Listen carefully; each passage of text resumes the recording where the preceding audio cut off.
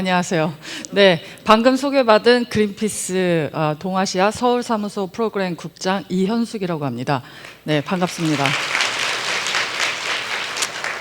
제가 이렇게 가만히 서서 말을 할 수 있는 타입이 아니어가지고 아마 많이 꼼지락거릴 것 같고, 첫째. 그리고 제가 굉장히 편안한 옷을 입고 왔잖아요. 이게 바로 오늘의 특별한 날임을 여러분들한테 말씀드리고 싶어서 나왔습니다. 오늘부터 전 세계에서 일주일간 클라이밋 스트라이크, 기후주간 행진이 시작이 되고요. 어제는 멜번에서 10만 명가량의 시민들이 모여서 이미 진행을 했습니다. 지금 이 순간에 해화역에서 아마 한국은 약 2,000명에서 한 5,000명 정도의 시민이 모이지 않을까라는 생각을 하고요. 저도 이게 끝나면 바로 그쪽으로 가봐야 돼서 아주 편하고 걷기 좋은 복장을 하고 나왔습니다. 제가 지금 여기 서서 생각나는 게 사실 저희가 기후변화 관련돼서 제가 얘기를 하면 3시간도 넘게 할 수 있거든요. 7분은 저에게 너무나 도전적이다. 그래서 그러면 이미지를 많이 보여주자 하고 나왔는데 제가 텀블러 들고 나오면서 슬라이드 넘기는 걸 안 갖고 나왔네요. 이야. 제가 슬라이드 넘기는 걸 다시 갖고 나올게요.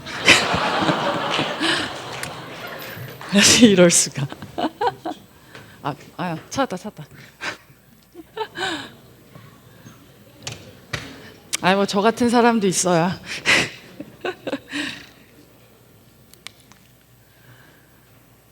지금 여러분들이 태어나서 맞이하셨던 세상은 전부 화석연료에 기반한 세상이었습니다. 무슨 말이냐, 태어나셔서 처음으로 입에다 넣으신 젖꼭지부터 시작해서 전부 석유로 만든 플라스틱, 지금 드시고 계신 음료병도 다 마찬가지고, 타고 다니시는 자동차도 마찬가지고, 경제가 대부분 화석연료에 기반을 하고 있는 거죠. 너무 많이 들어보셨을 거예요. 온실가스 정말 재미없고 관심도 안 가고, 중요한 거 눈에 보이지 않는 게 가장 큰 문제인 거죠. 지금 CO2가 가장 많은 문제로 대두되고 있고요. 그 이유는 당연히 화석연료에 기반한 경제 구조 때문입니다. 제가 왜 여기서 이렇게 재미없는 얘기를 하냐면, 여러분들이 사는 세상은 이전에 우리가 살았던 화석연료 이상의 상상력을 가지고 또 다른 경제 구조를 만드셔야 되는 세상입니다. 그게 저는 여러분들이 주역이 돼야 된다고 생각을 해요.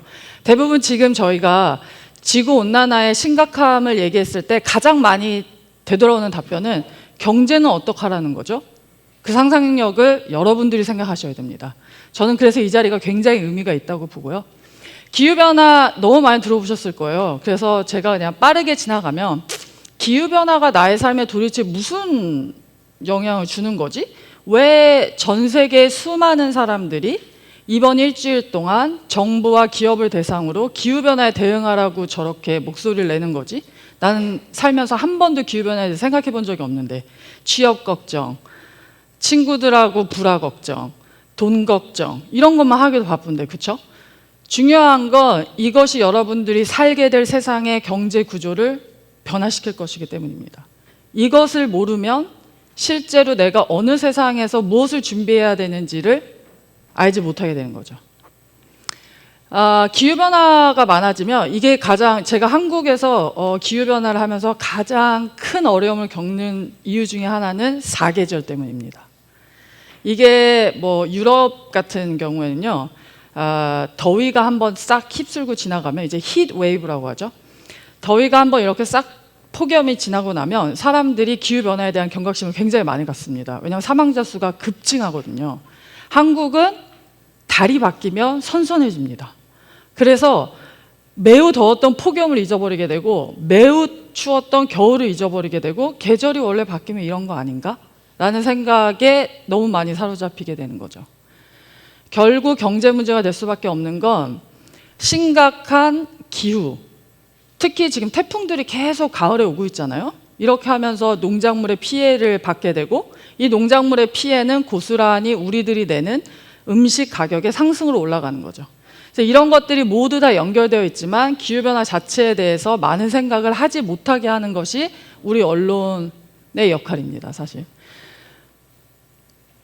그래서 작년에 전 세계의 과학자들이 한국에 모였습니다. 송도에 모여서 IPCC라는 기후변화를 어떻게 하면 막을 것인가, 우리는 이 새롭게 진행되는 기후변화에서 어떤 산업 구조와 어떤 경제 구조를 가져가야 하는가, 무엇을 재편할 수 있는가에 대한 심각한 논의가 이루어졌는데요. 전 세계 대서특필됐습니다. 한국에서 열렸음에도 불구하고 딱 2개의 신문에만 나왔습니다. 네, 여기서 과학자들과 정부 관계자들이 모두 약속했던 것 단 하나, 기후변화를 해결하는 데 있어서 지구 평균 온도 1.5도씨는 넘기지 맙시다. 이게 약속이었어요. 이 말은 무슨 말이냐면 CO2의 방출량을 제한합시다. 99%. 이 숫자의 의미가 뭐냐? 과학자들의 기후변화를 얘기하면 가장 먼저 제가 많이 듣는 말은 이건 중국이 만들어낸 거짓말 아닌가요? 트럼프 아저씨가 제일 많이 하는 말이죠. 중국의 혹스라고 얘기하면서. 그리고 가장 많은 사람들이 귀 기울이지 않는 건 99%의 전 세계 과학자들이 기후변화는 인간의 경제활동 때문에 일어나고 있다고 모두 인정한 사실인 거죠. 그럼 도대체 왜 과학자들은 저렇게 얘기하는데 정치인들이나 우리나라도 마찬가지고요. 세계의 많은 나라들은 기후변화에 귀 기울이지 않는 것인가? 왜 사람들이 거리로 쏟아져 나와서 목소리 높일 때까지 아무것도 하지 않는 것인가? 보시면 아시겠지만 석유회사와 석탄회사에게 돈을 받는 국회의원들을 씁니다. 미국 같은 경우.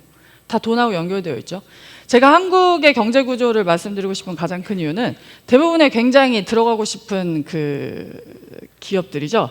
이 기업들이 경제와 수익 구조가 대부분 화석 연료에 기반하고 있다는 겁니다. 우리나라는 CO2 방출량으로만 보면 전 세계 G7 7개 국가 중에 하나입니다. 네, 그 사실 잘 모르고 있죠. 경제적으로 G7이 만난다 하면 와 정말 잘 사는 나라구나 이런 느낌이 확 들지만 기후변화 입장에서 CO2를 가장 많이 방출하는 나라 일렬로 세워놓으면 한국은 단연 7위입니다. 우리는 많은 책임감을 가지고 있거든요. 사실 네, G7이라는 얘기. 그래서 반기문 유엔 사무총장 시절에 실제로 화석 연료에 기반한 경제를 계속해서 이어갈 경우는 살인행위와 마찬가지라는 말을 하셨지만 역시 한국에서는 별로 전혀 커버되지 않았습니다. 지금 현재 제가 말씀드렸잖아요. 지구 표면의 온도 상승을 1.5도씨로 축약해야 된다. 1.5도씨 이상 올라가게 하면 안 된다. 그게 더 이상 올라가면 우리가 사는 것이 힘들어지기 때문에 결국 지구를 지키는 것이 아니라 우리를 지키는 행동인 거죠. 지금 현재 이 그래프에서 말하고 있는 것은 무엇이냐면 1.5도씨를 맞추기 위해서 방출해야 될 CO2 양이 9년도 채 남지 않았다는 것입니다. 저 두 번째 슬롭으로 가야 되는 거죠. 결국 스키로 비유하면 급격하게 줄여야 되는 상황이 오고 있는 겁니다. 결국 그러면 CO2는 왜 방출되는가? 사실 여러분들이 산이나 캠핑에 갔을 때 곰을 10m 앞에서 만난다면 아마 굉장히 무서우실 거예요. 왜냐? 직접적으로 목숨의 위협을 느끼니까. 도대체 어떤 방식으로 이 곰에게서 벗어날 수 있는가를 매우 많이 생각을 하실 거예요. CO2는 문제는 눈에 보이지 않는다는 거죠. 서서히 우리에게 다가오는 거고 CO2 같은 경우 한번 대기 중에 방출이 되면 최소한 머무르는 기간이 200년에서 몇천 년까지 갑니다.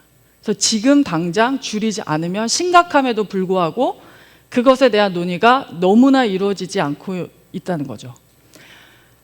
기후변화는 매번 있는 거 아닌가요? 항상 기후가 변해왔고 우리가 아이스 에이지를 거쳐왔고 이런 식으로 항상 변했다가 다시 돌아왔다가 이러는 거 아닌가요? 네, 아닙니다. 왜냐하면 산업혁명 이후로 우리가 쓰는 화석 연료에서 발생하는 CO2 때문에 온도가 급격하게 올라가기 시작했고 더 이상 지구 자체적으로 회복할 수 없는 수준에 다다르고 있는 거죠.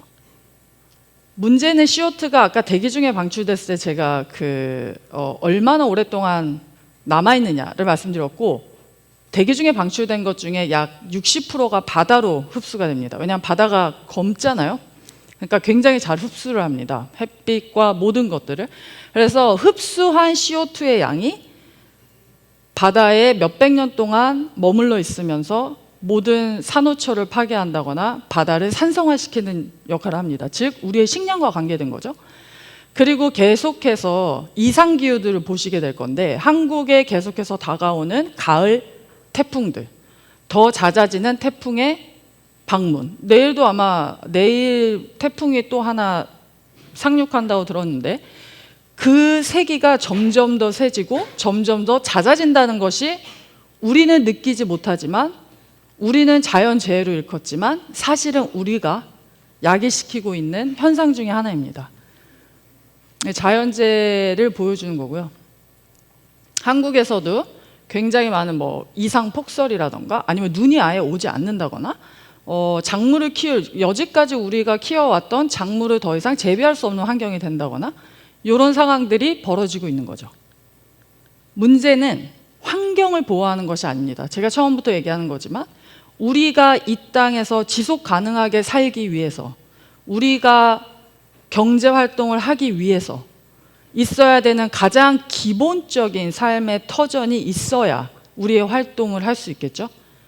그것의 가장 근간이 되는 게 기후변화에 대해 대응하고 기후변화를 막는 일인 것입니다.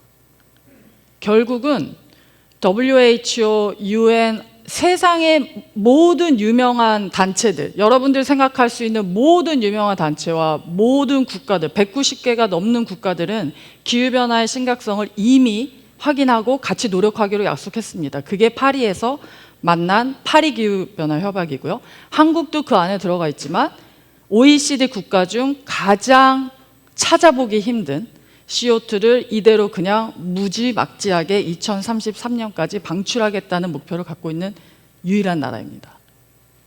그래서 여러분들의 관심이 너무 중요한 거죠. 실제로 중요한 정치적 어젠다로 기후변화가 올라가기 위해서는 시민들의 목소리가 그리고 그것만이 저는 해답이라고 생각을 하거든요. 결국 미국 같은 경우 트럼프는 기후변화에 아무것도 하지 않겠다고 했지만 각각의 주들은 완전히 다른 방향으로 나가고 있다는 것을 아셨으면 좋겠습니다. 특히 이 하원 의원 같은 경우는 그린 뉴딜이라고 해서 2030년까지 미국을 어떻게 하면 100% 재생 가능 에너지로 전부 바꿀 것인가. 그리고 유권자들 중에서 이런 움직임에 관심 있는 사람들은 투표할 확률이 얼마나 높은가를 굉장히 자세하게 분석을 했습니다. 이게 지금 전 세계에서 일어나고 있는 일입니다. 오늘부터 27일까지 전 세계 클라이밋 스트라이크나 기후 행진을 구글에 검색해 보시면 전 세계 도시에서 여러분들이 아는 모든 도시에서 얼마나 많은 사람들이 모여서 이것에 대한 목소리를 내고 있는지 찾아보실 수 있을 거예요. 그리고 놀라실 겁니다. 한국이 얼마나 조용한지. 지금은 비상사태라는 말을 굉장히 많이 합니다. 한국은 기후변화라는 말도 아직까지 생소하게 들리지만 다른 나라들은 클라이밋 크라이시스, 기후위기, 그리고 클라이밋 이머전시, 기후비상사태라는 말들을 통해서 사람들이 좀 더 많은 관심을 갖도록 계속해서 독려하고 있습니다. 문제는 화석연료에 기반한 회사들의 가치가 계속해서 떨어진다는 거죠. 신용평가 기관에서. 어제도 뉴스에 나왔지만 현대중공업 같은 경우 미국에서 온실가스 배출 기준을 어겨서 어마어마한 벌금을 물었고요. 이제 CO2를 얼마나 많이 발생해서 생산되는 제품들을 수출할 경우에 제재가 있을 수 있는 거죠. 무엇이 닥쳤을 때 움직이면 너무 늦습니다. 우리는 선제적으로 이 모든 것들을 시나리오화해서 한국 경제를 어디로 가져갈 것인가에 대한 비전과 상상력이 필요한데 지금 그게 없습니다. 결국 제가 오늘 이 자리에 쓴 가장 큰 이유는 여러분들이 기후변화가 여러분의 먹거리로 생각하셨으면 하기 때문입니다. 여러분들이 가장 관심 있는 어떻게 하면 내 삶이 그리고 기후변화가 연관되는 것인가, 어디가 만남의 포인트일까, 이것을 여러분들이 오늘 하루 10초만이라도 생각해 주셨으면 좋겠습니다. 감사합니다.